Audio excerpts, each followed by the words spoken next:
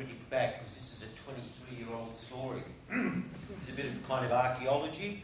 Hopefully it's still of use to you, but we're looking at one of the earlier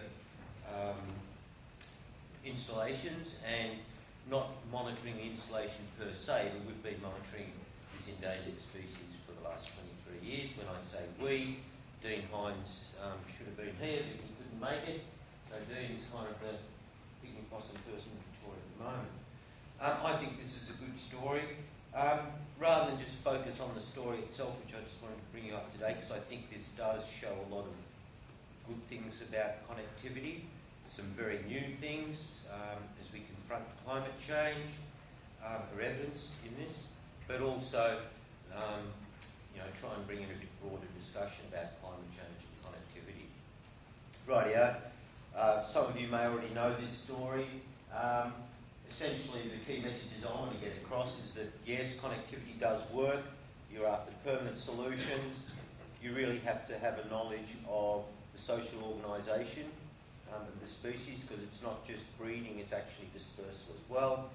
And under climate change and landscape change, both of which are already happening in Australia, these biological, and I'd call them socio-ecological questions, are becoming more important. So some of the stuff we've heard today, and the good science, the fuzzy science, the efforts we're making, that they need to proceed and probably get a bit more rigour, and I think the money can follow.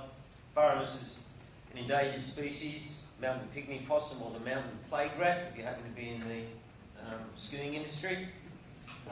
It's only got about 1,500 to 2,000 alive on the planet. It's been on the planet as a genus for 24 million years, but this is the last remnant, Burramys parvus. It's an alpine endemic and restricted to the Alps, and so are our ski industry. Over 60%, probably more now, of the world's population occurs in a small area between Mt Loch and Mt Higginbotham, which is in the Mt Hotham Alpine Resort. Anyone ski there? A few people. It's a dying industry too, I suspect. All right. This particular species, being an alpine specialist, did have some unique features. So that's the general worldwide distribution. Here we're going down at Mt Hotham. When we look at the land use over it, the orange bit is actually the alpine resort, and I'll call them now, I'll explain in a minute. The breeding female areas are actually, most of them are in the resort. This area down the bottom,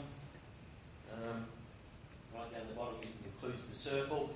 We managed to excise that in 1983 from the Alpine Resort for the protection of the Mountain Pygmy-possum. This actually showed the ski industry that the government was quite serious about taking care of this animal, which led us into the resort. What's the habitat? How do we find out? That's the portrait of an ecologist as a young man, struggling through the habitat. It's steep, it's rocky, it's periglacial boulder screes. In Kosciuszko they're granite, but in those boulder screes, the migrating boulder-field moth comes and occurs in its millions. So we have a pretty good understanding of the habitat. In the social organisation, essentially, the females breed in resource-rich areas where there's a congregation of boulder-field moths. The males come up from down below, habitat which might be good male habitat, but it's not as resource-rich. And everything rocks along well. The males come in, they go, and then progressively the young males go, and then the chosen daughters get to stay. That graph over on the left shows where the arrow is. In about April, your natal sites would be exclusively female. Would be exclusively female, but where you do have disturbance, and we'll get into that, the males hang around, causing a decline in survivability for the breeding population. So that's just a schematic view. There's There's Mt Higginbotham, looking northwards, and the grey area is the habitat. This is what it looked like in 1972, tastefully renovated by the ski industry.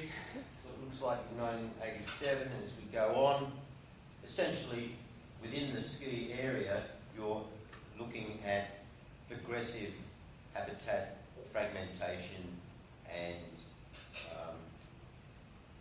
just sketch back in the habitat areas. Right, this red one up here, we'd probably be looking at 45% of the world's population at one stage of the year will be congregated up on that hill.